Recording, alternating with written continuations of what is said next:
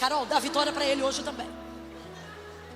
Glória a Deus. Vamos ao texto, gente. Lucas 22. Quem encontrou, diga amém. Amém. Encontrou nada.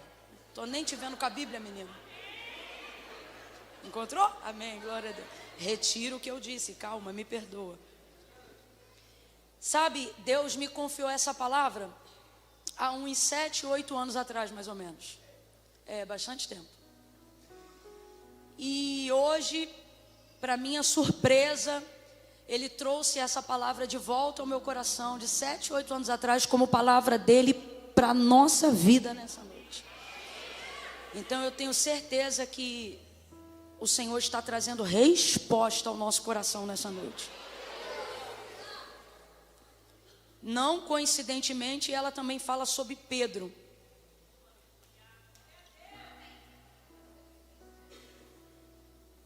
Versículo 31 em diante. Capítulo 22, versículo 31 em diante.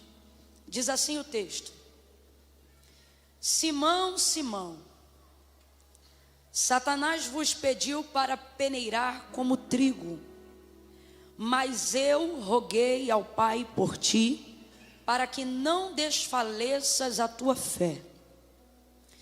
Então, quando tu te converteres, deixa eu ver como é que está aqui nessa versão, está igual, mas eu roguei por ti, para que a tua fé não desfaleça, e tu, quando te converteres, fortalece os teus irmãos. E respondeu-lhe Pedro: Senhor, estou pronto a ir contigo para a prisão e para a morte. E tornou Jesus a dizer: digo-te, Pedro, que não cantará hoje o galo, antes que 3 vezes negues que me conhece. Somente até aqui, diga misericórdia. É, irmão, porque Deus está falando muito hoje, né? Diga amém por essa palavra. Amém. Senta dando glória a Deus aí. Glória a Deus. Glória a Deus. Você está no culto ouça, e no culto ouça nós temos porção dobrada de palavra. Quem tem ouvidos? Então aguenta mais um pouco aí para levar um pouco mais de lenha para a tua fogueira. Glória a Deus. O capítulo 22, ele tem como contexto, né, a celebração da última ceia, antes do Senhor Jesus ser capturado e consequentemente após a isso, crucificado. Então a gente está falando de um dos momentos finais do exercício ativo do ministério de Jesus aqui na terra antes da sua crucificação. Então é um momento muito importante. Eu disse que é um momento? Não, eu não disse isso. Eu disse que é um momento muito importante. E por que ele é muito importante? Porque nessa última reunião de Jesus com seus discípulos, antes dessa captura e da crucificação, ele vai usar esse tempo para dar instruções muito importantes para os seus discípulos, porque eles vão ficar um intervalo sem a pessoa de Cristo no meio deles, sem o seu mestre. Isso vai abalar sua vida emocional, vai abalar sua vida física, seu psicológico. Você vai perceber que pós-Getsemane, os discípulos vão se dispersar. Pedro já foi pregado aqui, ele vai negar a Jesus, Judas vai trair, alguns vão se esconder de medo. Vai ser um período de trevas, um intervalo cabuloso, sinistro. E Jesus vai preparar seus discípulos, porque por mais que eles estejam maravilhados com tudo aquilo que eles estão aprendendo, tudo aquilo que eles estão vivendo na companhia do Senhor, a verdade é que eles têm pouco tempo de convivência com o Senhor, por mais intenso que esteja sendo esse discipulado. Então, Jesus quer fortalecer suas bases, quer ver como é que está a condição do seu discipulado ali, no tete a tete, no partir do pão, em comunhão. E esse momento é um momento muito marcante, é um momento muito especial, porque o Senhor Jesus vai celebrar essa ceia. E fazemos isso até hoje em memória dele.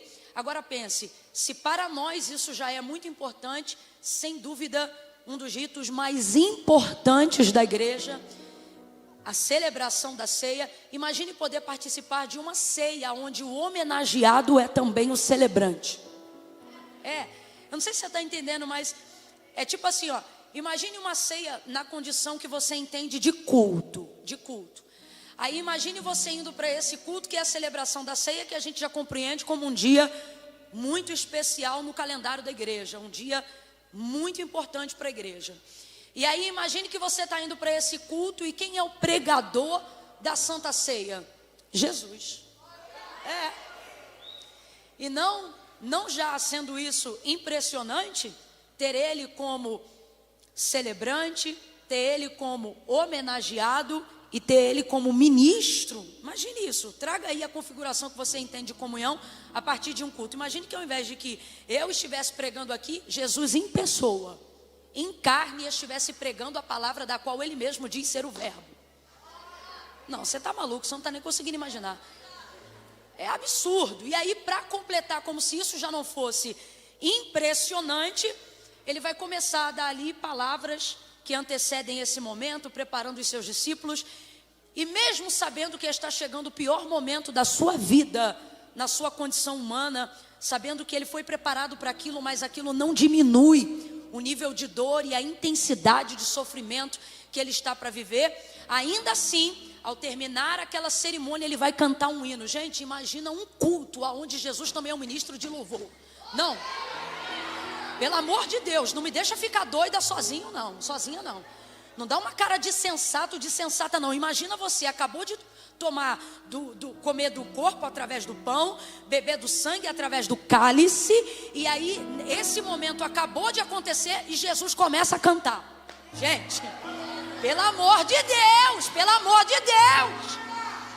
é muito poder de Deus ou não é na concentração por metro quadrado? Eu não sei. Eu fico imaginando, e a gente imagina, porque o próprio Jesus, neste mesmo dia, fez uma promessa dizendo assim: olha, até que vocês estejam comigo. Agora não sou eu na mesa de vocês, são vocês na minha mesa. Até que vocês estejam comigo na minha mesa, eu não provarei mais do suco da vide. Gente, meu Deus, eu vou falar aqui de um jeito grosseiro, mas todo mundo vai entender. Gente, tem um vinho guardado só para o dia das bodas do Cordeiro. É muito forte. Então veja, tudo isso é um apontamento para aquilo que a gente vai viver, mas os discípulos estão tendo o privilégio de poder viver isso em tempo real, em carne, em sangue, em corpo, em matéria, físico, ali na hora. Isso é maravilhoso. Quem conseguiu imaginar a cena aqui comigo, diga glória a Deus. Pronto, contextualizei para você o cenário. Agora imagine, um cenário como esse, se um culto como esse, oferecido por nós, pecadores que são apresentados por Jesus como irrepreensíveis diante de Deus, mas ainda assim, nós, né? Porque nós estamos aqui e ele está recebendo esse culto por nós, porém, apesar de nós. Porque se dependesse só de nós, ele matava todo mundo aqui. Não sobrava um. Camila, fala por você, alecrim dourado. Vou pedir para Deus te recolher essa noite ainda então. Né? Isso aqui é graça, é sangue de Jesus, é bondade, é misericórdia. Então imagine, se nessa perspectiva, que por mais extraordinária que seja, ainda é limitada, imagine numa perspectiva humana, física, literal, em tempo real. Irmão, tem como um culto desse do capítulo 22, tem como uma ceia dessa do capítulo 22, tem como ser ruim? Tem como ser ruim, gente? Não, tem gente que está na dúvida, é porque você ainda não conhece Jesus. Eu vou perguntar para quem já conhece. Tem como ser ruim? É impossível. Esse aqui é sem dúvida um dos pontos altos do ministério de todos esses discípulos. Sem dúvida nenhuma. Imagine poder olhar diretamente no olhar de Jesus de Nazaré e sentir todo o perdão, toda a ternura, toda a compaixão, toda a misericórdia. Esquece! É incrível, é maravilhoso. Então, não tem como ser ruim. Não tem como ser ruim. Agora eu vou fazer uma segunda pergunta. Como é que depois de um culto desse, e aí eu estou usando culto para usar o contexto do nosso entendimento aqui. Tem como depois de um episódio desse, irmão, arrumar confusão num culto que Jesus é o pregador, num culto que Jesus é um cantor, no culto em que ele mesmo celebra a ceia, que fala sobre ele mesmo, ou seja, onde Cristo é o centro e Deus é glorificado no Filho e o Filho é exaltado no Pai. É extraordinário, é maravilhoso. Só que sabe o que vai acontecer? Logo depois desse episódio, Jesus está falando que vai se retirar do meio deles, antecipando para eles a informação daquilo que está prestes a acontecer. A gente está falando aqui de papo de umas 6, 12 horas no máximo até que ele seja capturado. É literalmente, antes da crucificação, o último momento de comunhão entre Jesus e os seus.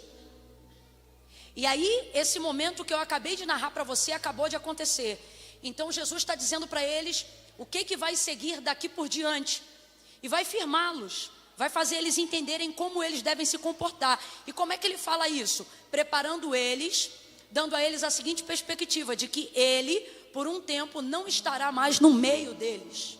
E quando eles ouvem isso, de vez se preocuparem em aonde ele vai estar, ou as coisas que estão para acontecer, o texto diz que eles começam a brigar entre si, porque eles começam a pensar, se o líder não está, quem é que vai liderar em seu lugar?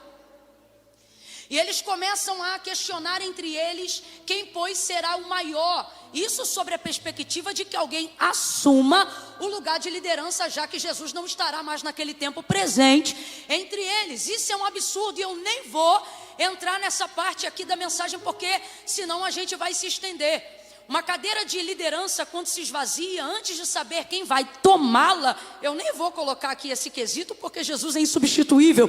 Mas, de uma maneira geral, qualquer cadeira de liderança, antes de ser substituída, primeiro ela precisa ser chorada por ter sido esvaziada, seja qual o motivo que for. Os discípulos não vão se comportar bem nessa hora. E aí o texto diz que forte discussão vai haver entre eles. E qual é o motivo da discussão? A discussão é ridícula, gente, porque depois de um episódio célebre, maravilhoso, memorável, eu poderia até dizer aqui, inenarrável, depois desse, eles vão estar brigando entre si para saber quem é o maior no meio deles. Que coisa ridícula! E eles começam a discutir, não discute fraco não, fala alto que nem eu estou falando aqui, eu imagino, porque o texto diz assim, ó, e houve forte discussão entre eles, alguém ficou com a cara vermelha, a veia do pescoço de alguém se levantou, a voz de alguém se sobressaltou ali, ao ponto que Jesus teve que entrar para intervir, e estando presente, tendo que se comportar ali, vendo eles discutirem como se ele não estivesse. Tamanha é a forma como a mente deles foi tomada pelo lugar, pela posição, pelo status. Aí Jesus vai dizer, olha, estando eu entre vós, em outras versões vai dizer assim, olha, quando eu estive entre vós, quando eles começam a se comportar como se Jesus não estivesse ali, o próprio Jesus se dirige a eles como se já não estivesse mais ali. Olha, quando eu estive entre vós, ou estando eu entre vós, quem é o maior? Não sou eu a maior autoridade? Então, e estando entre vós, o que foi que eu acabei de fazer agora? Estou parafraseando para a gente ganhar tempo. O que foi que eu acabei de fazer agora? Jesus acabou de se comportar como um servo, mesmo sendo Senhor. Ele amarrou a toalha na cintura, encheu a bacia de água e começou a lavar os pés dos seus discípulos antes da celebração. Então ele está dizendo, olha, no vosso meio é diferente de como ela no mundo. Lá no mundo, as maiores autoridades encontram os primeiros lugares e a posição de destaque. Mas no meu reino, aquele, pois, que quiser ser o maior, sirva. Entre vós não será assim como ela fora. Vai ser diferente. Jesus bota cada um no seu lugar e acaba com aquela discussão. Mas quando ele termina e acaba com aquela discussão, ele só chama um nome para chamar a atenção de maneira mais pessoal, direta e intencional. Quem é? Aí vamos lá, isso aqui é conjectura, não estou dizendo que a Bíblia afirma, é a liberdade que eu tenho para conjecturar diante do contexto que eu acabei de contar para você. Ele chama a atenção de geral, ele entrega a palavra de admoestação para todos, mas de maneira direta ele só chama um, que é Pedro, e não chama ele de Pedro, o nome que ele mesmo o deu. mas chama ele de Simão, pelo nome que o conheceu antes de que Simão pudesse conhecê-lo. Simão, Simão. E aí ele diz: olha, Satanás pediu para cirandar, em outras versões, para peneirar você como trigo. A palavra foi para todos, mas a quem mais é dado, mas também será. E sim, ele deu mais a Pedro. Não foi sobre João e nem sobre nenhum outro a quem ele disse: tu és, e chamou o nome, Pedro. E sobre esta pedra eu edificarei a minha igreja. E a gente sabe que a visão do apostolado, ela é manifestada de maneira muito mais proeminente sobre a vida de Pedro. Ele é a liderança da igreja primitiva. E dentro desse contexto, Jesus agora vai chamá-lo, não de Pedro, mas vai chamá-lo de Simão. Porque o que eu estou vendo diante de mim não é um homem convertido. Simão, Simão, é crente, mas ainda não é convertido.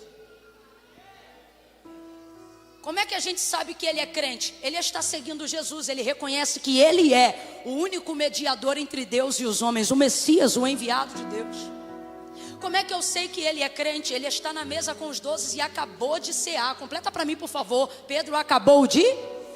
Vira para o teu irmão e fala assim: está ceando assim? Ah, Simão.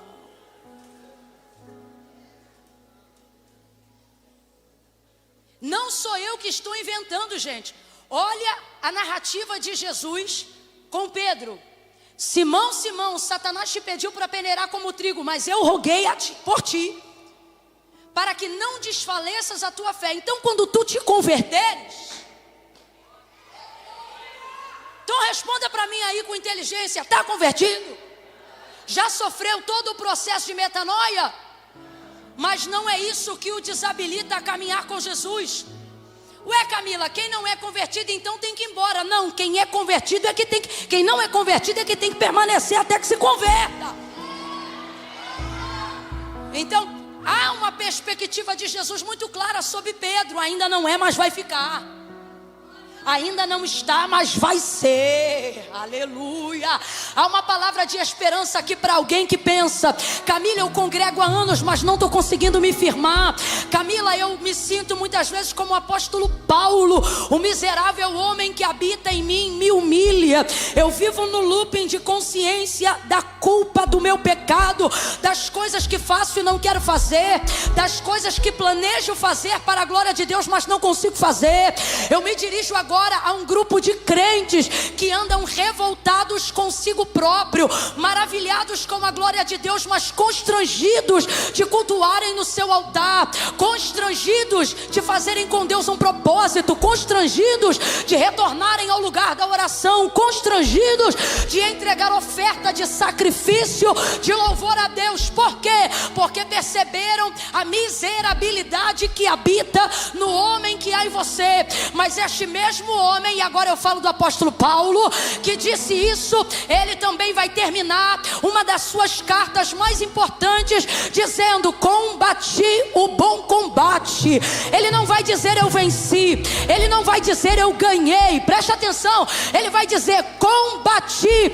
Então eu percebo que ele foi até o terceiro céu, ele ouviu coisas inefáveis, das quais mesmo sendo poliglota, não conseguia reproduzir aquilo que ele ouviu, de tão maravilhado foi o que ele ouviu. Ele vai dizer pra gente o que o ouvido não ouviu, o que o olho não viu, o que jamais subiu ao coração do homem, são as coisas que eu pude sentir. Ele vai dizer: eu fui arrebatado em espírito. Na verdade eu não sei se no corpo ou se fora do corpo. Este mesmo homem vai dizer: o bem que quero fazer eu não faço, mas o mal que eu não quero, esse eu faço. Miserável homem que sou, quem me livrará do corpo desta morte? Mas ele não vai dizer eu desisto, ele não vai dizer eu não presto, Cristo.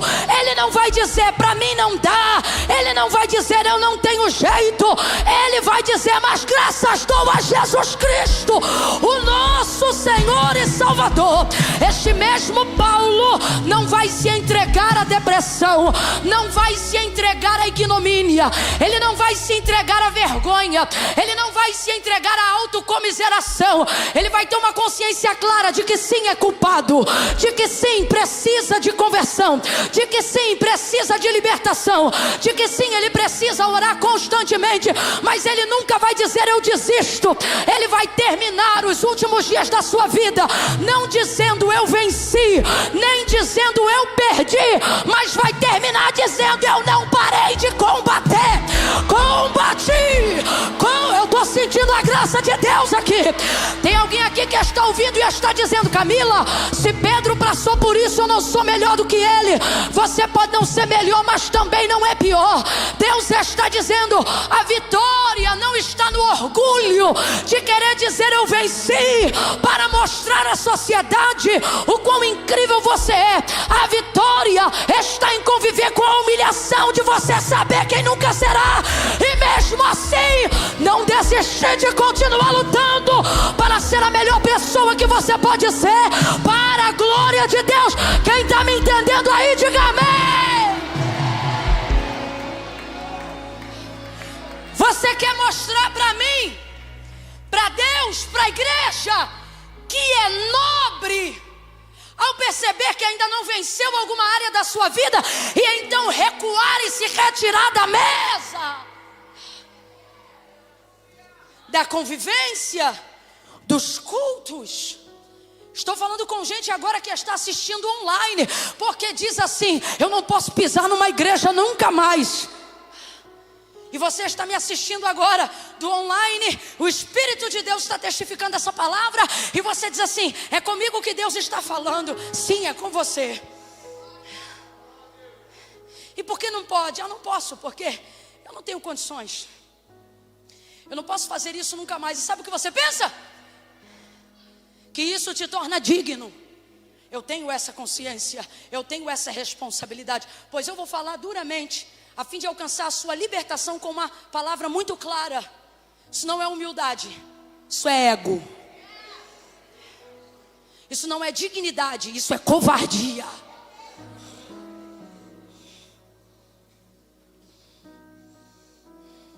Simão. E agora eu volto para Pedro, para a gente poder entender essa narrativa aqui. Simão, Satanás te pediu para peneirar como trigo. Eu quero que você entenda algo que fica mais explícito quando você tem a oportunidade de meditar em Mateus capítulo de número 13. Eu disse Mateus capítulo? Vamos de novo, eu disse Mateus capítulo? Em casa você vai ver melhor. Mateus capítulo 13, a partir do versículo 24 em diante. Qual foi o capítulo que eu disse? De qual livro? Jesus vai dizer assim em um outro momento, que não este que eu estou pregando agora. Lá em Mateus no capítulo 13, em um outro momento, ele vai conversar com seus discípulos dizendo assim, olha, mas o reino dos céus é semelhante a um campo, aonde o dono do campo mandou os seus servos semearem a boa semente. E o que é a boa semente? A boa semente é o trigo. Completa aí para mim, por favor, se você já me ouviu. Qual é a boa semente? É o trigo. E aí o dono do campo, o dono da terra, entrega aos seus servos, a boa semente. Ele diz assim, vai lá, pode semear a boa semente. Então os servos agora vão passar aquele dia trabalhando no campo do seu Senhor. E eles começam a semear aquela semente. Isso é uma parábola que Jesus está contando acerca de como é e deve ser visto o seu reino aqui na terra pelos seus. E aí ele vai dizer assim, então os servos pegam a boa semente. Qual é a boa semente? Pegam a boa semente, vão ao campo e começam a semear a boa semente, que é o trigo. Depois de um dia inteiro de trabalho, é natural a pessoa se cansar. E o texto vai dizer que chegada a noite, todos dormiram. Eles dormiram. Então os servos terminaram o trabalho, plantaram a boa semente no campo do seu Senhor, mas à noite todos dormiram. Não diferente da parábola das virgens, Mateus capítulo de número 25, o sono fala do nível de impotência ou da morte a qual todos nós, de uma maneira ou de outra, estamos fadados. E é por isso que eu gosto do termo impotência, ainda mais do que a morte. Porque existem momentos na sua vida que você vai dormir mesmo vivo. Áreas que não importa o quanto você tenha ou quem você seja, você será impedido de agir, porque o sono é para todos. Então, agora todos dormiram, diz o texto. E aí Jesus continua a parábola e ele diz assim, olha, que enquanto eles dormiam durante a noite, o inimigo veio. Quem veio? O inimigo veio, e naquele campo que havia sido acabado de ser arado, aterrado, aplainado e semeado para a boa semente, que é o trigo, o inimigo ele entra enquanto eles dormem, trazendo outra semente consigo. Se a boa semente é o trigo, a semente que não é boa trazida pelo inimigo é chamada de joio. Aí vem então o inimigo e semeia o joio, aonde eles já haviam semeado o trigo.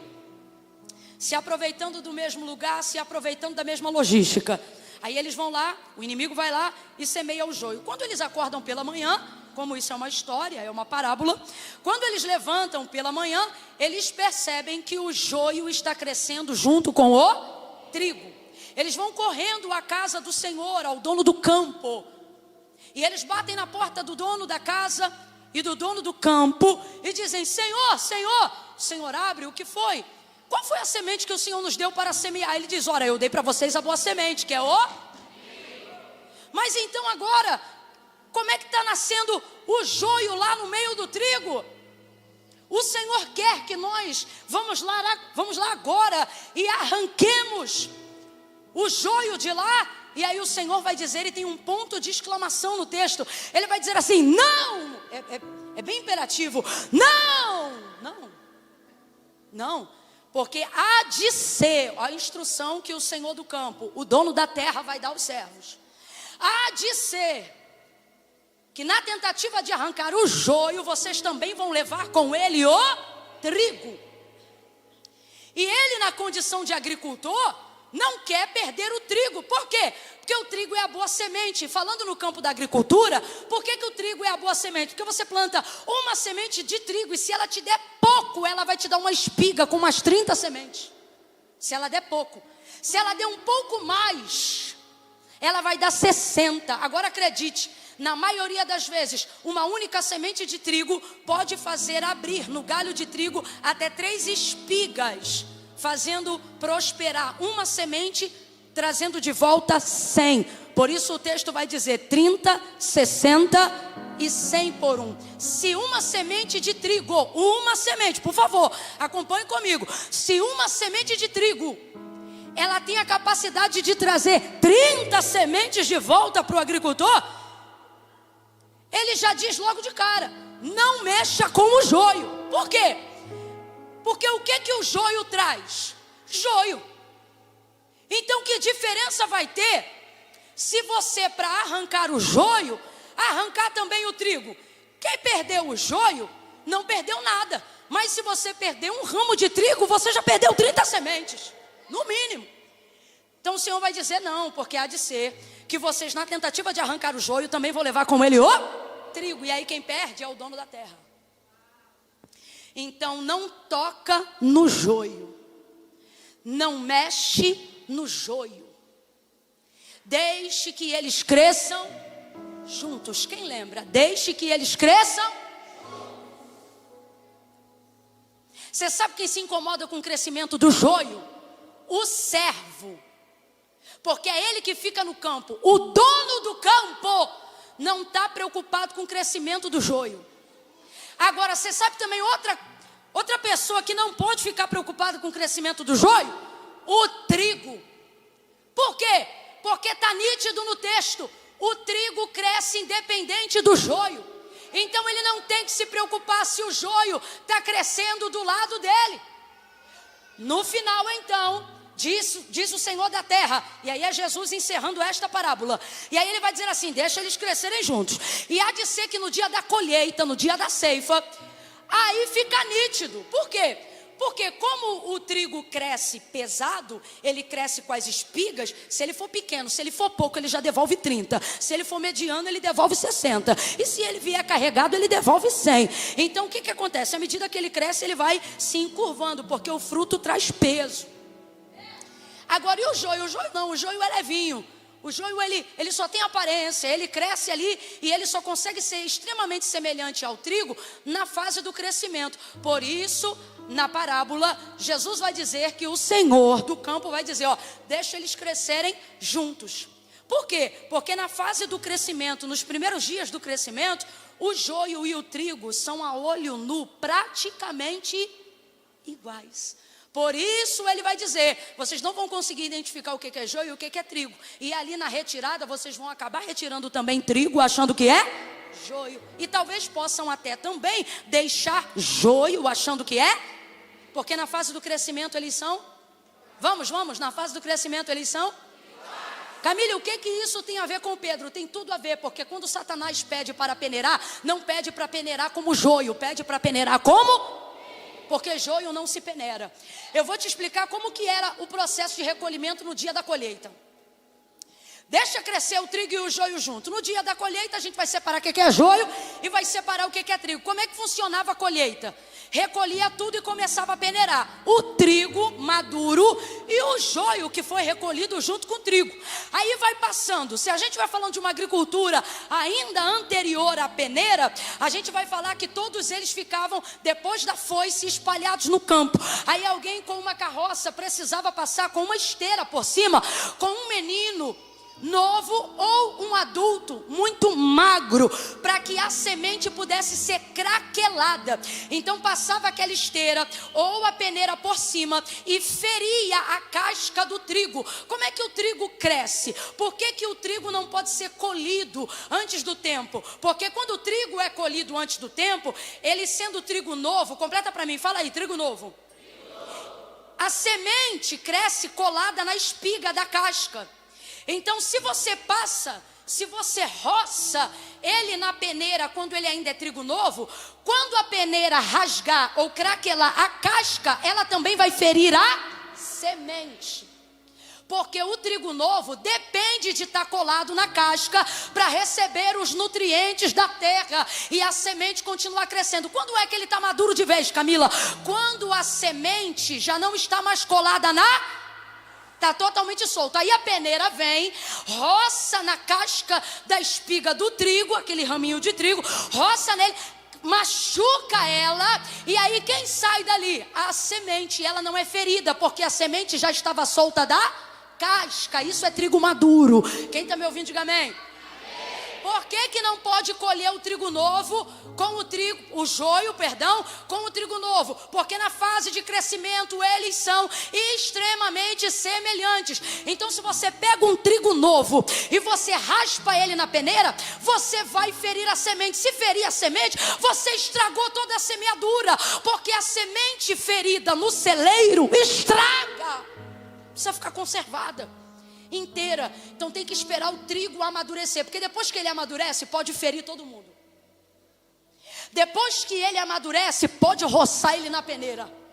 Depois que ele amadurece, pode peneirar ele junto com o joio, junto com o trigo novo, junto com o que for. Por quê? Levava então para o que eles chamam de vento oeste da cidade. O que é isso, Camila? Literalmente é onde o vento fazia curva. Quando roçava na peneira e não na esteira, olha como é que o joio saía. Ali, quem aqui já... Eu estou em Alphaville, eu esqueço disso. Mas, vamos lá, para você que ainda tem memória, para você que ainda lembra de onde o Senhor te tirou. Quem aqui já peneirou meio metro aí de areia? Olha lá, tem alguns ali, os outros estão com cara de se fui pobre e não me lembro. Funcionava assim então. Colocava ali, peneirava o trigo e o joio, tudo junto, cortou geral, bota ali. Como é que separava? Ficava no lugar onde o vento passa, na direção que dava para o vento oeste. Por quê? Porque o vento oeste era constante, passava o tempo todo. Então o que acontecia? Quando roçava, que machucava a casca, a espiga do trigo, na hora de jogar para o alto, jogou assim, vocês não vão entender, depois bota na internet para ver como é que é. Tu peneira ali, e tu joga e cai, peneirou. eles faziam assim, ó, jogou. Quem estava passando? Quem é joio não tem peso. Aí o que acontecia? O vento tirava da altura da peneira a casca do trigo e o joio que não tinha nada, e só caía de volta na peneira a semente. Aí separa a semente, voa a casca. Separa a semente, o vento leva o joio. Só fica a palha e queima ela no fogo. Camila, por que você está falando isso? Porque eu tenho duas verdades para entregar para dois tipos de pessoa. Se você é servo no campo, obedeça ao Senhor. Pare de querer ser o defensor da obra. Evangelho não precisa de defensores, precisa de testemunhas. Evangelho precisa daqueles que aguentam a conviver, dando o testemunho de que eles são diferente, independente das circunstâncias a seu redor. Tem gente que Deus chamou para ser servo, mas está agindo como se fosse o dono do campo. Agora eu vou lá e vou mostrar quem é crente de verdade. Vou mostrar com quantos paus se faz uma canoa. Agora eu vou mostrar para ela quem manda aqui. Passa o dia inteiro tomando conta da vida do joio, olhando as festas e as baladas que o joio está indo. Passa o dia inteiro vendo. Deixa eu ver se o joio vai tomar ceia hoje, porque o joio não presta, mas não falta um culto. Aí você gasta a tua vida inteira cuidando da vida do joio, olhando para a vida do joio. Ou seja, você está o tempo inteiro na condição de servo, preocupado com o joio. Mas nesta noite Deus trouxe crente maduro hoje aqui para dizer assim: eu não quero você preocupado como joio, eu quero você ocupado como trigo. Vai cuidar de quem gera, vai cuidar de quem cresce. Quer se ocupar de verdade? Vai ser capelão, vai visitar os hospitais, vai ajudar os enfermos. Para de ficar na rede social vendo por onde o joio anda. Vai ver aonde o trigo está e alimenta ele, rega ele. Veja, Deus não quer a gente preocupado com o joio. Deus quer a gente ocupado com o trigo. Há uma diferença, há uma diferença. Fale comigo, diga isso agora como gatilho para tentar não mais esquecer do que Deus está falando conosco hoje. Diga: Deus não me quer preocupado com o joio. Ele me quer ocupado com o trigo. Você vai ficar triste, mas se você aguentar até o final da mensagem, você vai entender. Tem gente que já está me ouvindo dizendo assim: Camila, tadinho do joio. Eu já quero dizer para você de antemão: quem semeou o joio foi o inimigo. Olha para cá. Aguenta até o final que você vai repreender essa murmuração da tua mente achando que eu sou religiosa severa. Aguenta até o final. Não, Camila, mas alguém tem que velar pelo joio. Eu já vou voltar novamente na parábola e eu encerro no texto que eu abri. Irmão, o joio quem semeou foi o inimigo. A quem pertence o joio? Escute isso. Quando os servos vão lá e falam: ô Senhor, que semente o Senhor me deu? Eu dei a boa semente, mas tem uma outra semente ruim crescendo lá. Essa daí quem semeou foi o inimigo. A Bíblia diz que aquilo que o homem plantar, isso ele colherá. Então quer dizer que agora eu sou serva do Senhor, o inimigo planta e quem colhe sou eu? Olha para mim, você não trabalha para Satanás. Você trabalha para o dono do campo.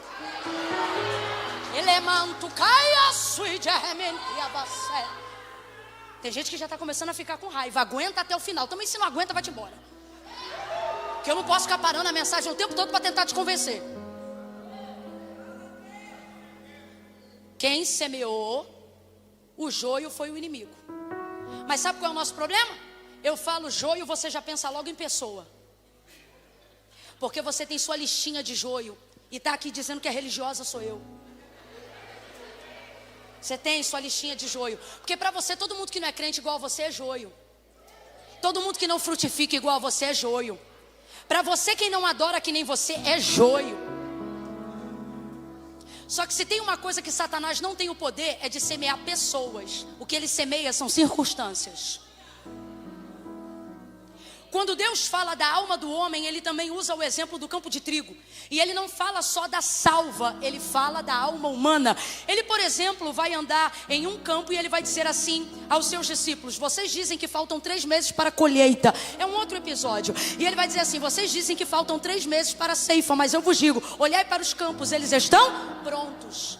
Nessa hora Ele não está falando só de quem está salvo. Sabe de quem Ele está falando? De que a alma de todo homem está preparada para que o evangelho seja semeado e o reino de Deus se estabeleça sobre a terra. Então veja, entenda isso. Quem tem mania de sempre comparar joio a pessoa é você, porque você julga pessoas pelo comportamento delas. Então toda circunstância indevida que ela traz faz você dizer que ela é joio. Só que se nessa noite, a exemplo do que Jesus disse para Pedro, quando disse para ele: Simão, Simão, Satanás te pediu para se andar, para peneirar como trigo.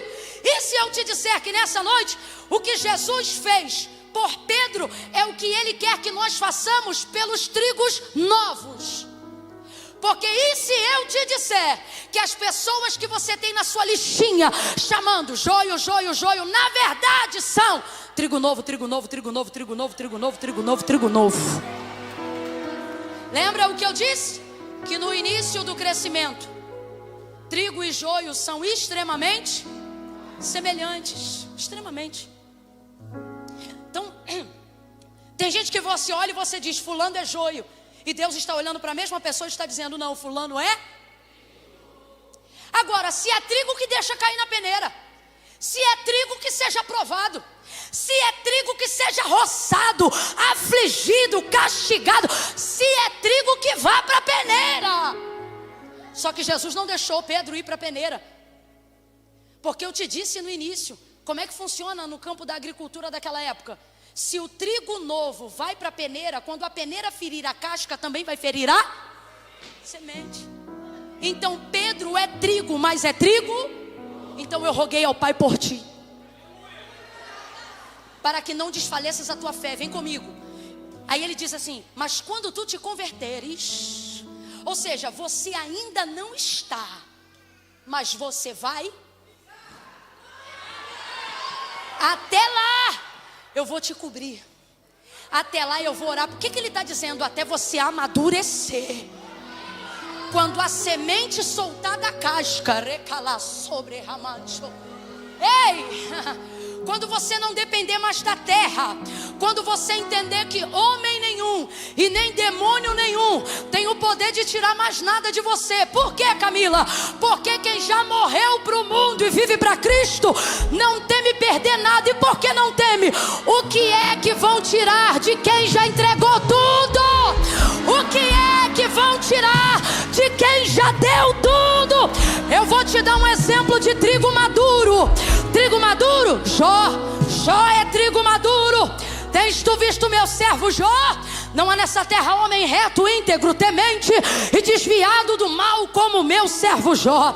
Ah, mas também teme Jó, Deus, em vão. Ele não está aí coberto de circunstância ou desgraçado vindo semear joio na vida de Jó, que é trigo. Ele está aí cercado de debalde.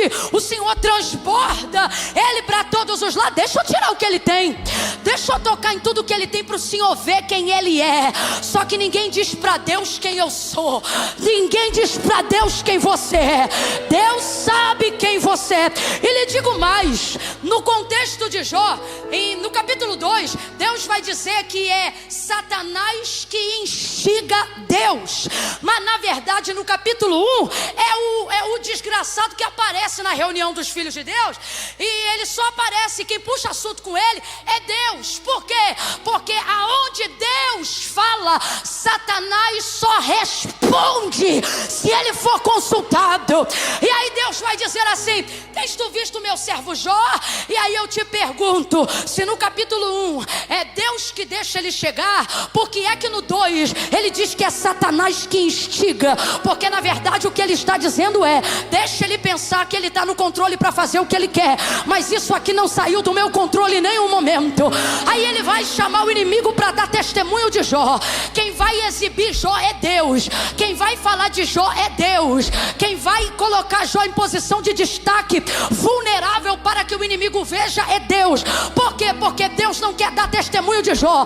Deus quer dar testemunho do seu poder. E Deus só pode fazer isso com quem está solto da casca. E Deus sabe que Jó é maduro. Aí ele vai dizer: tens tu visto meu servo Jó? Não há nessa terra homem reto, íntegro, temente, desviado do mal como meu servo Jó. Ah, mas tu dá tudo para ele? Deixa eu tirar o que ele tem e tu vai ver quem ele é. Na hora Deus diz assim: vai lá e toque em tudo. Vai lá e toque em tudo que ele tem. Em um único dia, Satanás toca em tudo que ele tinha. E em um único dia, o homem que tinha tudo agora não tem mais nada. Esse homem se curva diante de toda a perda. E ele diz: não saí do ventre da minha mãe, não voltarei para lá. O Senhor deu, o Senhor tirou. Só que isso aqui é maturidade. Aqui ó, o Senhor deu, o Senhor tirou. Vamos ser honestos aqui? Quem deu foi Deus, não foi? Mas quem foi lá e tirou? O diabo. Só que Jó não reconhece a autoridade do diabo na vida dele. Só reconhece a autoridade do eterno na vida dele. Então o que ele entende? Que se o diabo está tirando foi porque Deus deixou. Satanás só fala no capítulo 1 e 2 do livro de Jó. Nós temos mais 42 capítulos e ele não fala em mais capítulo nenhum. E quem calou a boca dele? Não foi Deus, foi Jó. Tu acredita? É sério. Diferente de Jesus na tentação do deserto, que por exemplo disse: vai-te Satanás. Aqui Deus não precisou mandar Deus não precisou mandar o diabo embora da vida de Jó. E quem se encarregou de fazer isso? Camila, Jó. E como foi que ele fez isso? Quando ele deu o crédito de tudo que ele vivia, mesmo sendo ruim, para Deus. No momento em que ele está com cacos de telha, já com úlceras, porque Satanás volta a Deus e diz: pele pela pele, vida pela vida, e tudo que o homem tem pela sua vida ele dará. Posso tocar nele? Deus diz: pode tocar nele, só não pode tirar a vida. Aí Satanás volta, cobre ele de enfermidade. Nessa hora até a mulher de Jó já está fora do juízo, e ela diz assim: tu ainda temes a esse Deus? Pega como último fôlego de vida, amaldiçoa ele e morre. Ou seja, morre com orgulho, morre com brilho, morre com dignidade. Aí ele diz: você fala como uma louca. Eu aceitaria de Deus o bem e não aceitaria o mal. Deus me deu, Deus tomou.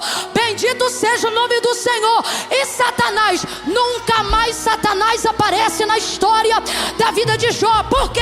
Porque Jó está prostrado, com cacos de telha coçando a ferida, em cima de um monte de lixo, fora de casa, fedendo, aparentemente sem ter ao que se apegar. E o texto diz que Deus havia posto um cerco ao redor de Jó. E como está Satanás? Ao derredor. Porque para quem tem cerco, ele não fica ao redor, ele fica ao derredor. É Deus dizendo: respeita a cerca, respeita a cerca. E ele está ali, mas não pode tocar na vida de Jó. Mas ele quer receber o crédito do que ele fez. E o que ele fez? Ele destruiu, ele derrubou casa, ele acabou com um monte de coisa. Então não seria errado se Jó dissesse assim: Deus me deu, o diabo tomou, seja todavia bendito o nome do Senhor. E o nome de Deus continuaria sendo glorificado, e Jó continuaria sendo adorador. Você está entendendo isso aqui? Se Jó dissesse assim: Deus me deu, o diabo tomou, todavia sou fiel, bendito seja o nome do Senhor, ele continuaria sendo um homem fiel, ele continuaria sendo um adorador, e Deus continuaria sendo glorificado e testemunhado na vida de Jó. Só que quando é que ele arrebenta as pernas de Satanás? Quando Satanás está ao derredor, dizendo, ouvindo ele dizer: Deus deu, e parece que eu vejo o inimigo ao derredor dizendo assim: ele deu, mas eu tirei. Falei, quem tirou? Ele deu, mas eu arrebentei com tudo. Falei, como eu arrebentei? Não, tudo bem, quer dar glória para Deus? Dá. Mas dê aí meu crédito, diga aí o que eu fiz na tua vida. E o cara está no nível mais alto de adoração que o homem pode chegar. Quando? O nível que ele só quer Deus e mais nada. O nível que ele não quer Deus e porta aberta, não é Deus e saúde, não é Deus e vitória, não é Deus e cura. De uma pessoa assim, Satanás tira tudo não tirando nada. Aí ele diz: Deus deu. E o inimigo: tá, mas e aí, eu tomei. E ele diz assim: e Deus tomou. É um dos episódios raros da Bíblia em que Satanás não é expulso. Eu vou falar de um jeito aqui, talvez você entenda melhor. Ele não veio porque foi chamado. Também não saiu porque foi expulso. É um dos episódios raros da Bíblia que ele sai porque não tem mais nada. Eu vou mais além. Se eu pudesse liberar uma palavra profética agora, o que eu diria para você é: deixe o diabo sem graça. Ele vai ter que sair, porque não tem mais ambiente que lhe dê crédito para ele ficar. Tudo o que acontece de bom na vida desse cara é Deus, e tudo o que acontece de ruim na vida desse cara é Deus. Eu vou ficar aqui fazendo o que se ele não reconhece a realidade do meu trabalhar? Foi-se embora. E depois segue só Deus e Jó. Aí eu te digo, quem é Jó? Trigo maduro. Responda para mim, para a gente encerrar junto. Quem é Jó? Quem é Jó? Pode tocar na casca, pode ferir a casca, porque a semente, que é a alma dele, não está mais atrelada à casca. Camila, como é que a gente sabe disso? Eu estou usando uma linguagem poética, mas você está entendendo, não está? Sim ou não? Amém ou não amém? Não vai ferir ele, por que não? Porque ele é maduro. Então sua alma não está mais atrelada às necessidades do seu corpo. Logo, seu corpo não está mais atrelado às necessidades da terra. Há coisas que são necessárias para seres humanos inseguros, estressados. Jó já está em outro nível. Isso é um trigo maduro. Como é que a gente sabe disso? Porque o texto diz que no capítulo 42 ele vai orar a Deus para que Deus abençoe os seus amigos. Por quê? Porque ele continua crendo em Deus, mas não está esperando receber mais nada de Deus. Quando Jó diz no capítulo 42 assim: olha, agora bem sei eu que tudo podes, e nenhum dos teus planos ou pensamentos ou desígnios podem ser impedidos. Jó não está dizendo eu creio que tu vai me dar vitória, não. O que ele está dizendo é: agora eu entendi que o Senhor é tão Deus e eu sou tão teu, que tu pode fazer comigo o que tu fez, e tu vai continuar sendo o meu Deus. Tanto é que ele não ora mais por ele. Não ora mais por ele. Ele ora a Deus, mas agora ora pelos seus amigos. Não tenho mais expectativa de receber nada, mas tenho expectativa de que eu pedindo, Deus me ouça e abençoe meus amigos. E começou a orar pelos seus amigos. Aí o texto então, célebre e famoso, vai dizer: e Deus virou o cativeiro de Jó. Ou seja, a situação a qual ele estava preso, enquanto ele orava pelos seus. E Deus deu a Jó em dobro tudo o que dantes ele possuía. Então ele recebeu muito mais do que o que ele tinha antes. Ratificando aqui, Satanás está dizendo lá no início: me deixa tirar o que ele tem para que o Senhor veja quem ele é. Deus diz: toca, tira. Por quê? Porque fica claro no processo que quem ele é não foi forjado e não depende daquilo que ele tem. Então toca no que ele tem para que você veja quem ele é. Tocou no que ele tinha e ele continuou sendo, porque ele não dependia do que ele tinha para saber quem ele era. Aí lá na frente, Deus vai dar em dobro tudo. É Deus dizendo assim: olha, você não é por causa do que você tem, mas agora eu vou te dar tudo em dobro. Por quê? Porque você não é por causa do que você tem, mas você tem e vai ter muito mais por causa de quem você. Eu vou contar de 1 a 3, tu vai gritar pro vizinho aí, vai dizer assim para ele: amadurece, trigo. No 3, calma que eu quero ver você gritando. Eu vou contar de 1 a 3, tu vai olhar para ele ou para ele, vai dizer: amadurece, trigo. É 1, é 2, é 3. 3, diga. Bota a mão no ombro dele ou dela e dá uma sacudida e diz: amadurece, porque a peneira vem aí, irmão. A peneira vem aí. Estamos sendo guardados, estamos sendo fortalecidos, mas a peneira vem aí. E quem tiver preso na casca vai ser ferido, mas quem mais maduro, ele dá resultado. Quero dizer para você que ainda tem um pai, uma mãe, um filho, um marido, uma esposa que ainda não é convertido, não chame ele de joio. A partir de hoje ele vai entrar numa nova escala que você aprendeu. Qual é a escala? Camille, o que eu faço com ele até lá? O que Jesus fez com Pedro. Rogue por ele, ore por ele, peça por ele. Sabe por quê? Novo, ele está te dando trabalho, mas maduro, ele vai ser pioneiro nos projetos que você sonhou. Ele vai ser a continuidade da sua chamada. Vamos falar rasgado? Novo, Pedro negou Jesus 3 vezes, mas maduro, na primeira mensagem ganhou 3.000 almas de judeus convictos. Novo, ele fez bagunça depois da ceia, gritou com quem não devia, arrumou confusão e tumulto, porque trigo novo é assim, extremamente parecido com joio. Discute na internet, fala comentário, faz besteira, às vezes se arrepende, às vezes precisa ser disciplinado, porque é trigo novo. Ele cortou a orelha do soldado Malco. Obviamente estava mirando no pescoço ou na cabeça, porque trigo novo é atrapalhado, é intempestivo, faz o que não deve. Novo, ele arranca a orelha do homem, mas maduro, ele cura uma multidão de surdos que nunca haviam ouvido falar do evangelho que ele pregava. Maduro e não novo. Ao ver a cruz, ele não sente medo, como quando era novo na fogueira que foi pregada. Conhece ele? Não. Já teve com ele? Eu não sei do que você está falando. É porque era novo, mas maduro. A guarda romana vai julgar ele e vai dizer: tu vai morrer morte de cruz. Eu só tenho um pedido, ele vai dizer. E alguém pensa, quem conheceu o trigo novo, quando vê ele maduro, vai pensar: que é, covarde? Vai negar? Vai pedir arrego? Não, isso é quando eu era novo, agora eu tô maduro. Faz um favor. Qual? Te livra da cruz? Não, vira ela de cabeça para baixo e piora, porque eu não sou digno de morrer a morte do meu Senhor.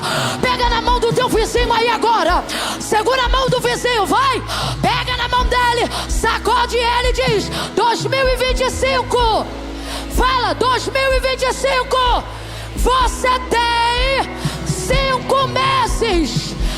Solta da casca, sacode ele até ele ficar de pé, coloca ele de pé, solta da casca, amadurece, porque maduro você dá resultado.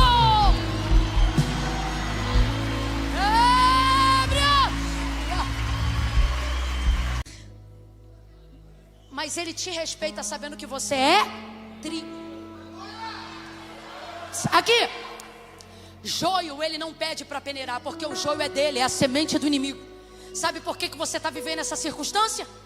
Porque você é trigo. Porque se você fosse joio, você estava na mão do capeta. Então, qual é a sua responsabilidade daqui para dezembro?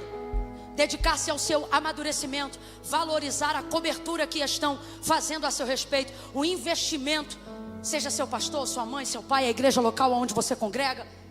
Cabe a você honrar o investimento. E Jesus, Camila, Jesus vai proteger o investimento, porque são 3 anos e meio semeando.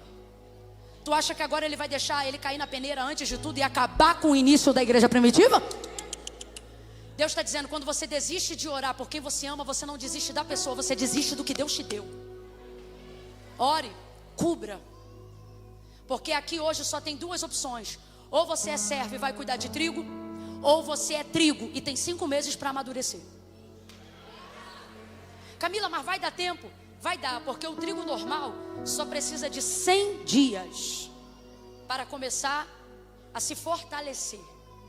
Você tem 5 meses. É 5 meses? Falei certo, gente? É, também em agosto, não é? É ou não é? Eu não me irrito uma hora dessa. Você tem 5 meses. Fecha os seus olhos, curva a sua cabeça.